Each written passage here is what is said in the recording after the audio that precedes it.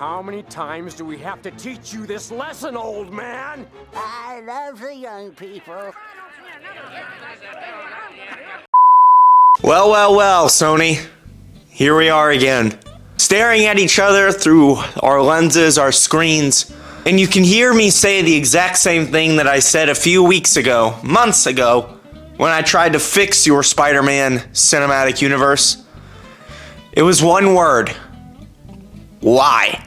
How many times do we have to go through this? Hello everybody, welcome to a new episode of Ian Talks. On today's episode, we're going to be talking about Sony not being able to pull it together when it comes to creating a Spider-Man movie, because as last week's episode might have entailed, Marvel dropped banger after banger after banger of new releases consisting of Deadpool and Wolverine, Fantastic Four, and X-Men 97, and Sony's response to that was to drop their much anticipated movie, Madam Web.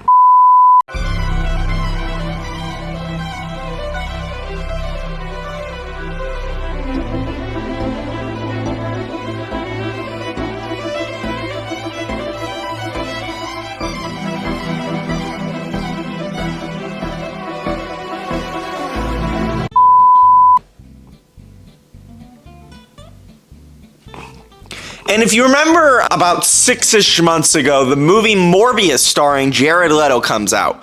It's a memeable movie. It was so memeable and so bad that they actually released it a second time in theaters to try and squeeze out as much possible money as they could, considering that the ratings, both critical and viewer ratings for this movie, were so in the shitter that they couldn't find a way to make up any of the money that they actually spent making this movie. So they were just trying to really... Let me lower myself a little bit here. They were trying to fix it as much as they humanly possibly could by giving this film a second theatrical release, and it made them a little bit more money because it was a little more memeable, I guess. But you would think at that point in time, that was a low point for Sony. You can't get worse than that. It would be almost impossible. And while I say impossible, it's not actually impossible. It's just unlikely. Impossible. Well, Sony breaks the impossible every day, and they released a new movie, Madam Web, which actually, believe it or not, I said this before, had a lot of potential going into the creation of this film, because you could have done a lot of different things when creating this movie. But alas, here we are with a movie that has a worse review than Morbius, and I believe ended up making less money than Morbius.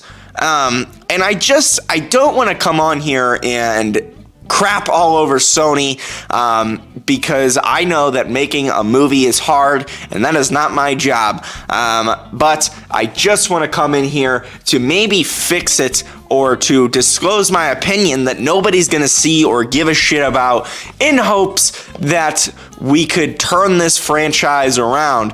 We won't be able to, but even, I'm sure, the pilot of the Titanic tried to turn that boat around before he smacked into the side of an iceberg. So we'll try anyway, and alas, it will work or it will not, and I guess we'll find out together. So just looking at it together, let's look at the facts. I want to make sure that we have all the facts before we pump this thing out. Released in 2024, of course. It's an action/sci-fi movie with a runtime of an hour and 54 minutes.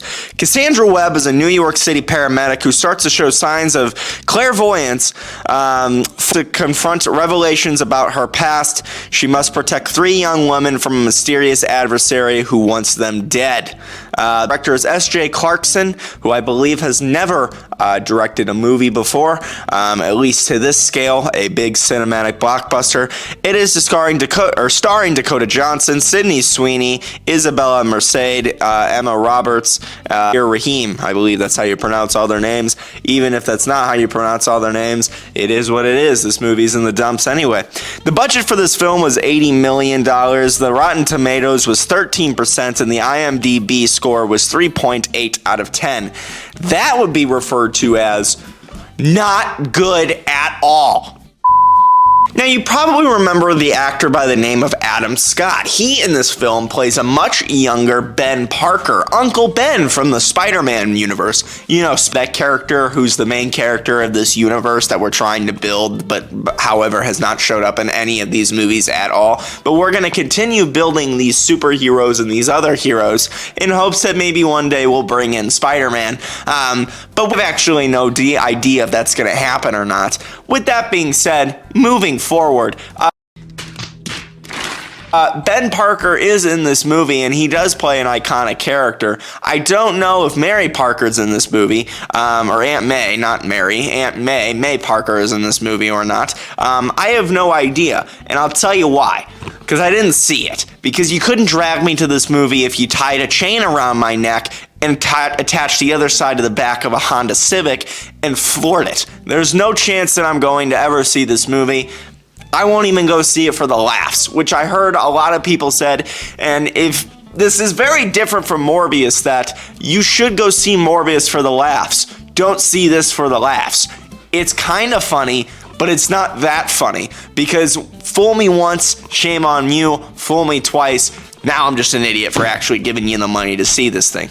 Now, where did we go wrong? Well, a couple things here. One, I could say that we don't have Spider-Man in this movie. And if you remember a few months ago when I released my Fixing Spider-Man, or how Sony can fix their Spider-Man universe by just, I don't know, bringing in Spider-Man, apparently people are saying that there is a contractual licensing. They can't legally mention Peter Parker or Spider-Man in these movies because of their deal with Marvel. And while that may be true, I can't stress this enough. If you are not legally allowed to mention Peter Parker or Spider-Man, and I'm going to try to be as kind as I possibly can here, don't make the movie! It isn't rocket science at the end of the day. If you were going to make a Madam Web movie, you 100%, the villain of this film should have been like a Carnage or a murderous Spider-Man chasing a young Peter Parker to change the future or something like that. And it should, you could have literally, it didn't have to be Tobey Maguire or Andrew Garfield. It could have been a totally different actor playing Spider-Man or Peter Parker, an older Peter Parker, if you wanted to do that. I don't care how you do it, but it could have been successful in some capacity. But if we don't have the rights to even use Spider-Man, which is pretty hard to do considering that Sony owns Spider-Man, that's on you. Make different movies. I don't know what to tell you. I'm not going to sit on here and get political about the fact that this movie was, to appeal to a women audience, and I feel like a woman lead character is absolutely possible. I think a Madam Web movie is absolutely possible, and it could have been really, really fun. However, with that being said, a director who I don't believe has actually directed anything, let's double check. She has directed Toast and Mistresses, and an unaired Game of Thrones episode.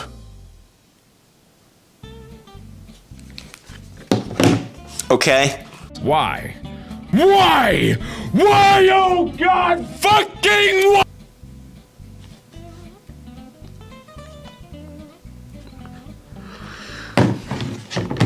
And maybe, just maybe, your cast of characters should actually give a shit about the IP of the film that they are making. Dakota Johnson can't name one Spider-Man movie, and she actually fired her agent and her talent agency after the release of this movie. My guess is because of the fantastic experience that she had on set. I could be just making stuff up, but yeah, I've heard Sydney Sweeney was pushing to get more comic elements in this film. I don't know if there's actually truth behind that, but if there was, great. You should have a cast of characters and a cast of actors in this film that care and want to do this properly.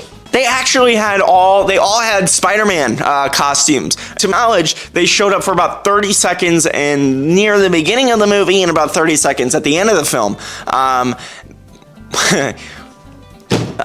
don't get it. Why? I don't understand. I don't understand, bitch. I don't understand. I don't understand, bitch. Like I said, a Madam Web film is just, it's an incredibly interesting concept. And the thing that's so frustrating about this is that there's absolutely something there, but Sony refuses to get out of their own way. maybe this cast of characters could have worked, and maybe the director, it's not all her fault that this film didn't come together, because I'm sure Sony meddled about this in some capacity. But that being said, if you want to make a really successful Madam Web movie, you need a good cast, you need a good script, and you need a good director. Like every other fucking movie that's ever been released ever in the history of film and television, you need those three things. You need a good script, a good director, and a good cast of characters. You can't skip out on one of them, and if you're gonna skip out on one of them, it absolutely cannot be a bad script, because maybe the people who wrote this movie had different plans for it, and Sony came in, were like, dot some I's and cross some X's here, cross some T's, fix this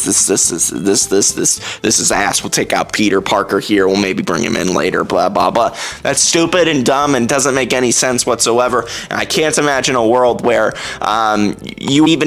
why would you release it? Why? Why? Why, oh God, fucking why? It failed because it's a bad movie. And Sony continues to release these films that are bad. It's that simple, really. Venom 3 is coming out. It was supposed to be a multiversal movie with Venom fighting Spider-Man. Tom Hardy as Eddie Brock is a phenomenal casting choice. You're on the right path there. Venom 2 was not a good movie. Venom 1 was really not that good either, but it was better than Venom 2. And Venom 3 could be the culmination of him finally fighting Spider-Man, because it doesn't seem like we're going to get that in the MCU anytime soon. And from what I've heard, that's not happening anymore. They can't get Andrew Garfield on board, and for some reason, I guess Tom Holland's not affordable or something. But if you can't do Venom versus Spider-Man, Tom Holland Spider-Man, then what was the point of doing this? I don't understand. They're releasing the Kraven the Hunter movie, which is like a rated R John Wick murder film. It doesn't look good either. It's not going to be good. I can't imagine a world where it's good. And I don't understand why we keep making these movies without Spider-Man, with no clear path of getting to Spider-Man. We have an idea. I think Sony's like, yeah, these guys are culminating. We're gonna merge them with the Marvel universe, and they're gonna fight Spider-Man. Which also, Spider-Man 4, Kevin Feige and Sony and Tom Holland are all arguing that they want, on the Marvel side, they want the new Spider-Man 4 movie to be a more grounded film, which it absolutely should be. And Sony wants it to be a multiversal spectacular, which I'm assuming means that they want their cinematic universe integrated in the MCU in some capacity, or they want to bring back Toby and Andrew, because that makes a lot of money. But it doesn't make any sense at all, and Toby and Andrew are going to end up coming back in Secret Wars, so no, we should do a grounded Spider-Man movie. But yeah, I think that Sony should do themselves a favor and just get out of their own way, and then they could be potentially successful. How do you do that? You stop Spider-Man movies without Spider-Man. You should keep making the Spider-Verse films, make a Spider-Man Noir thing. I see that's coming out. Make a Spider-Man 2099 thing. Spider-Verse immediately, I would say. Like, without immediately. And if you don't, just do it with... Oh, man. So yeah, that's all I had to say for this episode of Ian Talks. And again, I don't want to come on here and just absolutely poop on Sony. And because I know how hard it is to make a movie, and I could never come on here and just say that. I'm saying it from the perspective of the fans that say, why do we keep making movies like this? This isn't what we asked for. And like I said a million times, if you end up listening to the fans, oftentimes you'll find out that they're right, and you will make money because you'll please the fans who will actually want to come buy a ticket to see your movie. But I guess it's a conflict of interest these days, and a concept that people just can't seem to get through their skull. So, anyways, I'll see you all in the next episode of Ian Talks. I'll be wearing the same shirt because I'm going to be recording these videos back to back because I'm out of town. And I won't have my awesome brand new green screen. So, yeah. Anyways, peace, adios, everybody. Bye-bye.